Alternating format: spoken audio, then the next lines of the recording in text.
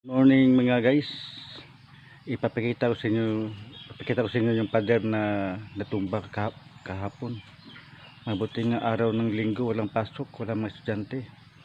Napakadelikado kasi minsan dito lumulusot yung mga estudyante dito sa kanal na yan.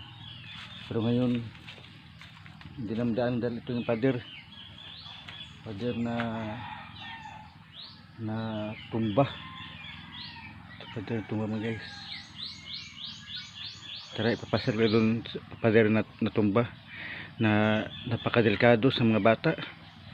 Buti na lang araw ng linggo na tumba, hindi Lunes. Tara mga guys, tingnan natin. Ito mga guys, yung pader na natumba. Ito. Ayan. Napakadelikado mga guys.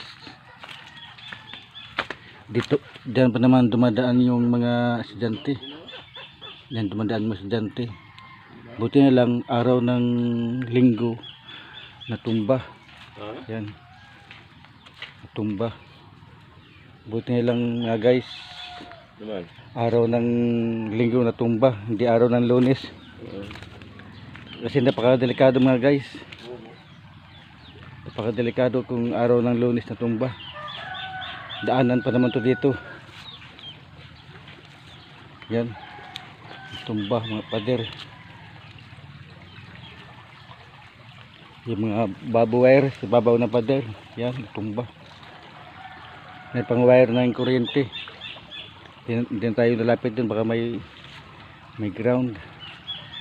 Ito yung sagingan mga guys, sagingan. Sa loob yan ng paaralan o eskwelahan.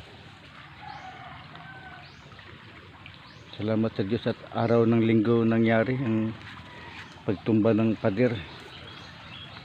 Matagal-tagal na rin itong pader mga guys. Teenager pa lang ako. Ngayon mag 52 na ako. Yun lang mga guys. Thank you for watching. God bless you all.